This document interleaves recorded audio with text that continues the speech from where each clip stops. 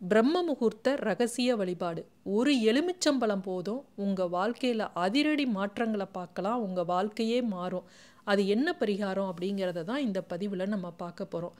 பிரம்ம முகூர்த்த வழிபாடுன்னு நிறைய பேர் காலையில் எழுந்து நிறைய பூஜையெல்லாம் செஞ்சுருப்பீங்க, பரிகாரங்கள்லாம் செஞ்சுருப்பீங்க. 48 நாள் தொடர்ந்து செய்யணும், அது எப்படி செய்யணும்னு நிறைய கேள்விப்பட்டிருப்பீங்க. இது ரொம்ப எளிமையான வழிபாடு தான். ஆனால் பூஜை இதெல்லாம் உங்களுக்கு தேவையில்லை. விளக்கேற்றி வைக்கணும் அப்படிங்கிற அவசியம் கூட இல்லை. விளக்கேற்றினா தப்பு கிடையாது, விளக்கேற்றி செஞ்சால் ரொம்ப நல்லது தான்.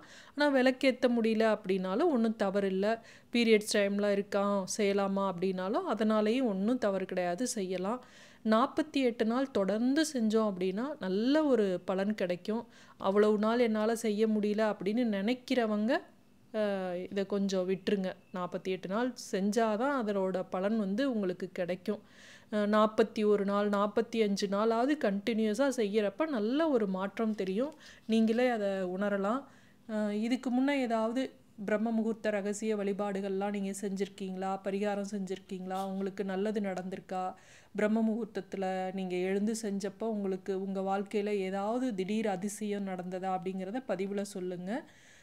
பிரம்ம முகூர்த்தத்தில் திதி வார நட்சத்திர யோக தோஷங்கள்லாம் கிடையாது அப்படின்னு சொல்லுவாங்க. மற்ற நேரங்கள்லாம் பார்த்திங்கன்னா நம்ம இந்த ராகு காலம் இருக்கா, யமகண்டம் இருக்கா அப்படின்னு நம்ம பகல் பொழுதுலலாம் நம்ம பார்த்துட்டு தான் சில பரிகாரங்களெல்லாம் செய்யணும். யமகண்டத்துலலாம் செய்கிறோம் அப்படின்னா அதனால் எந்த பிரயோஜனமும் இல்லை. ஆனால் இந்த பிரம்ம முகூர்த்தத்தில் நீங்கள் எது செஞ்சாலும் அது வெற்றியில் தான் முடியும். அதனால தான் அதிகாலையில் எழுந்து நம்ம படிக்கிறது ஆகட்டும், தியானம் ஆகட்டும், அதெல்லாம் நல்ல ஒரு பலன் கிடைக்கும் அப்படின்னு சொல்லுவாங்க. இதற்கு எந்த ஒரு ரூல்ஸும் கிடையாது. பெரியவங்க சின்னவங்க ஆண் பெண் யார் வேணுனாலும் செய்யலாம். ஆனால் ஒவ்வொருத்தருக்கும் தனித்தனி எலுமிச்சம்பழம் தேவைப்படுமானா ஆமாம், இது அது மட்டும் நீங்கள் பார்த்துக்கணும். ஒருத்தருக்குன்னா ஒரு எலுமிச்சம்பழம் வேணும். சரி, இதை எப்படி செய்யணும் அப்படிங்கிறத பார்க்கலாம். அதற்கு முன்னே இந்த பிரம்ம முகூர்த்த நேரத்தை பற்றி நம்ம தெரிஞ்சுக்கலாம். பிரம்ம முகூர்த்த நேரங்கிறது ஒவ்வொருத்தரும் ஒவ்வொரு மாதிரி சொல்கிறாங்க. ஆனால் பிரம்ம முகூர்த்தம் அப்படிங்கிறது 3 to 6 வரையும் இருக்கக்கூடிய நேரம். அதில் அக்யூரேட்டாக நம்ம சொல்லணும் அப்படின்னு பார்த்தா 3:30 இருந்து 5:45 வரை இந்த நேரத்துக்குள்ளே நம்ம சொல்லுவது தான் அந்த பிரம்ம முகூர்த்த வழிபாடு தான் சரியான நேரம். அந்த நேரத்தில் தான் நம்ம செய்யணும். என்னால் அதிகாலையில் அந்த நேரத்துலலாம் எழுவது கொஞ்சம் கஷ்டம் அப்படின்னு நினச்சிங்கன்னா அப்போ நம்ம ஒன்றும் பண்ண முடியாது. கொஞ்ச நாள் நம்ம எந்திரிக்க கஷ்டம்தான். அதை எழுந்திரிச்சு பழகிட்டோம் அப்படின்னா உங்களுக்கு அது ஆட்டோமேட்டிக்காக உங்களுக்கு பழகிரும். அந்த நேரத்தில் உங்களையும் அறியாமையே உங்களுக்கு முழிப்பு வந்துடும். லைஃப்பில் கொஞ்சம் சில இதெல்லாம் நமக்கு மாறணும், நமக்கு ரொம்ப ப்ராப்ளமாக இருக்குது, பெரிய கஷ்டத்தில் இருக்கோம் அப்படின்னா இதை எழுந்திருக்கிறதுக்கெல்லாம் ஒரு பெரிய கஷ்டமாக நினச்சோம்னா என்ன பண்ணுறது? நான் சொல்கிற மாதிரி நீங்கள் பண்ணினீங்கன்னா மட்டும்தான் உங்களுக்கு அதோட முழு பலனும் கிடைக்கும். நீங்கள் வீடியோ ஸ்கிப் பண்ணாமல் பாருங்கள், அப்போ தான் புரியும். 100% நிச்சயமாக நடக்கும். இதுக்கு ஒன்றும் ரொம்ப செலவு இல்லை. ஒரே ஒரு பழம், நீங்கள் கொஞ்சம் கஷ்டப்பட்டு எந்திரிக்கணும், அவ்வளவுதான். நீங்கள் குளிச்சுட்டும் செய்யலாம், குளிக்காமையும் செய்யலாம், அது உங்களோட விருப்பம். சூரியனோட வெப்பமோ சந்திரனோட குளுமையோ அது முழுவதுமாக இல்லாத நேரம்தான் அந்த பிரம்ம முகூர்த்த நேரம். மத்தியமமான காலநிலை. இந்த சமயத்தில் நம்ம உடம்பும் சீராக இருக்கும்பாங்க. பதற்றம் இல்லாத ஒரு அமைதி நிலவுறதுனால நம்ம மனசுலையும் ஒரு அமைதி உண்டாகும். இந்த நேரத்தில் இந்த பிரம்ம முகூர்த்தத்தில் நம்ம செய்யக்கூடிய வழிபாட்டுக்கு அபரிமிதமான சக்தி இருக்குது, பலன் கிடைக்கும்.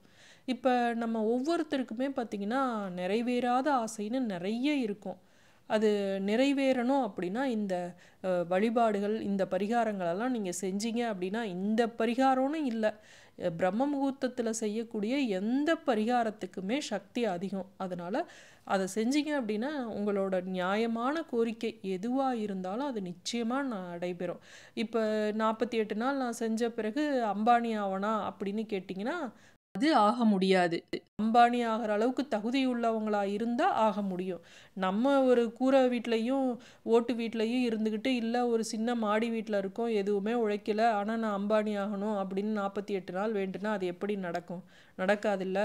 நல்ல வேலை கிடைக்கணும், கை நிறைய சம்பாதிக்கணும், கடன் இல்லாத வாழ்க்கை வாழணும், மகளுக்கு வரன் அமையணும், மகனுக்கு வரன் அமையணும், நோய் நொடி இல்லாத வாழ்க்கை அமையணும் அப்படின்னு சொல்லி வேண்டுறவங்க இந்த நேரத்தை நம்ம பயன்படுத்திக்கலாம். இந்த நேரத்தில் பிரபஞ்சத்துக்கிட்ட நீங்கள் எது பேசினாலும் உங்கள் வாழ்க்கையில் மிகப்பெரிய மாற்றம் உண்டாகும். 21 நாள் செய்யக்கூடிய பரிகாரங்கள் கூட இருக்குது. அதை நான் அடுத்த பதிவில் நான் போடுறேன். ரொம்ப ரொம்ப எளிமையான வழிபாடு, இதை விட எளிமையான பரிகாரங்கள்லாம் இருக்குது. அதை இன்னொரு பதிவில் நம்ம பார்க்கலாம். இப்போ 48 நாளுக்கு முன்னாடியே கூட இதை நீங்கள் வந்து சில மாற்றங்களை எதிர்பார்க்கலாம். எனக்கெல்லாம் பார்த்தீங்கன்னா ஒரு நல்ல வித்தியாசம் தெரிஞ்சது. பிரம்ம முகூர்த்தத்தில் நான் வந்து அன்னைக்கு ஒரு வாரம் இருக்கும் இந்த பரிகாரத்தை செஞ்சு நான் வந்து வேண்டினேன். எனக்கு வந்து வைரல் வீடியோவாக ஒன்று ஓடணும் அப்படின்னு சொன்னேன். அன்னைக்கு பார்த்தீங்கன்னா ஒரே நாள், இன்னைக்கு போடுறேன், அடுத்த நாளே பார்த்தீங்கன்னா 2 லட்சம் வியூ போயிருந்தது அந்த ஒரு வீடியோவுக்கு.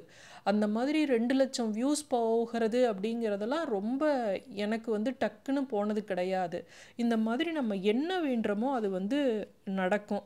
ஆனால் நம்ம இந்த பிரம்ம முகூர்த்தத்தில் நம்ம செய்யக்கூடாத ஒரே ஒரு தவறு இருக்குது. அதை வந்து நிறைய பேர் நம்ம செய்கிறோம். தப்பி தவறி கூட இந்த மாதிரி அந்த இதை தவற செய்யாதீங்க.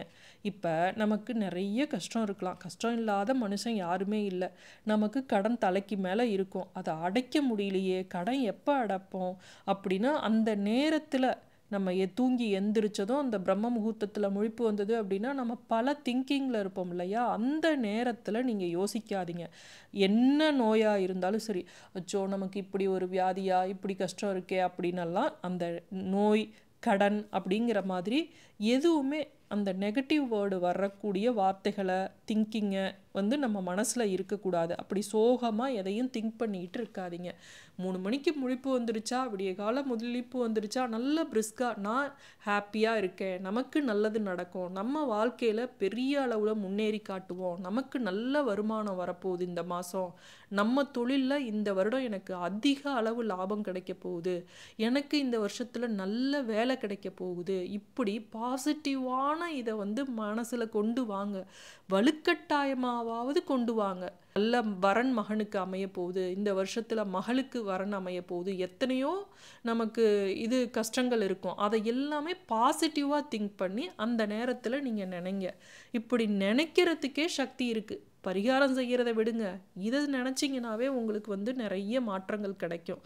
இப்போ இதை எப்படி செய்யலாம் அப்படின்னு நம்ம பார்க்கலாம். நீங்கள் என்ன பண்ணுறீங்க, இந்த பிரம்ம முகூர்த்தத்தில் நான் சொன்ன அந்த அக்யூரேட்டான டைம் அதிகாலை 3 மணிக்கெல்லாம் முழிப்பு வந்து செஞ்சீங்க அப்படின்னா தவறே கிடையாது. அதற்கப்புறம் கூட நீங்கள் தூங்கிக்கலாம். ஒரு 15லிருந்து 20 நிமிஷங்கள் தான் இந்த வேண்டுதலுக்கு தேவை. இப்போ இடது உள்ளங்கைக்கு மேலே வலது உள்ளங்கை வந்து இருக்கணும். இந்த வலது உள்ளங்கை மேலே ஒரு எலுமிச்சம்பழம் வச்சுக்குங்க.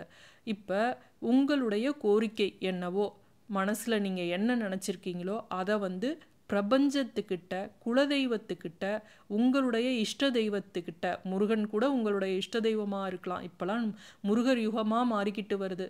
முருகனை வேண்டாதவங்க இல்லை.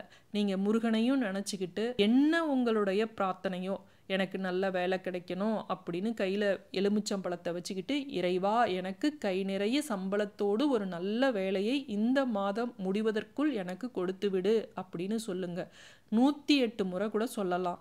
அதுக்கு மேலேயும் உங்களால் முடிஞ்சது அப்படின்னா நீங்கள் சொல்லுங்க. ஆனால் 48 முறையாவது கண்டிப்பாக சொல்லுங்க. இது மாதிரி சொல்லிட்டு அந்த எலுமிச்சம்பழத்தை என்ன பண்ணணும், உங்கள் வீட்டு பூஜை அறையில் இருக்கக்கூடிய முருகன் பாதத்திலேயோ இல்லை அம்பாள் பாதத்திலேயோ அந்த எலுமிச்சம்பழத்தை வச்சிருங்க. அதற்கு பிறகு நீங்கள் வழக்கம் போல் காலையில் மற்ற வேலைகளெல்லாம் செய்யலாம். இரவு நீங்கள் படுக்க போகிறீங்க இல்லையா, அப்போ அந்த எலுமிச்சம்பழத்தை எடுத்து உங்களுடைய தலையணைக்கு அடியில் வச்சுக்கணும். யார் வந்து அந்த கையில் வச்சு வேண்டிக்கிறோமோ அவங்களோட தலையணைக்கு அடியில் தான் இந்த எலுமிச்சம்பழத்தை வைக்கணும். மற்றவர்கள் தலையணைக்கு அடியில் வைக்கக்கூடாது. வீட்டில் 4 பேர் இருக்கீங்கன்னா 4 பேர்த்துக்கும் தனித்தனியாக தான் எலுமிச்சம்பழம் எடுத்துக்கணும். ஒருத்தர் வேண்டிய எலுமிச்சம்பழத்தை மற்றவர் தலையணைக்கு அடியில் வைக்கக்கூடாது. நீங்கள் அடுத்த நாள் என்ன பண்ணுறீங்க, அதே எலுமிச்சம்பழத்தை எடுத்து மறுநாள் தண்ணியில் கழுவிட்டு அதற்கு பிறகு பிரபஞ்சத்துக்கிட்ட வேண்டிக்கிட்டு நீங்கள் சாமிக்கிட்ட பாதத்தில் வைங்க.